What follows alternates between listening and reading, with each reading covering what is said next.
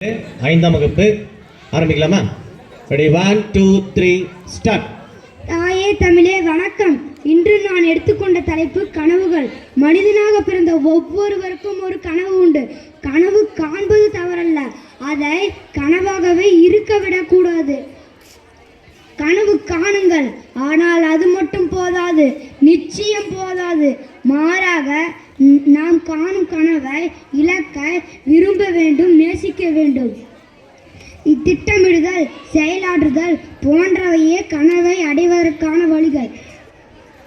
தூங்கும் போது வருவது கனவல்ல, உங்களை தூங்க விடாத செய்வதே கனவு. உங்கள் லட்சியத்தை அடைய விடாமுயற்சியுடன் ஈடுபடுங்கள். அவ்வாறு செய்தால் வெற்றி நிச்சயம். காமராசர் கண்ட கனவு அனைவருக்கும் கட்டாய கல்வி வழங்க வேண்டும் என்பது. அதில் அவர் விடாமுயற்சியுடன் ஈடுபட்டதால் வெற்றி அடைந்தார். நாம் வாழப்போவது ஒரு வாழ்க்கை, அதை முழுமையாக வாழ வேண்டும். எனக்கு பேச வாய்ப்பளித்த அனைவருக்கும் நன்றி.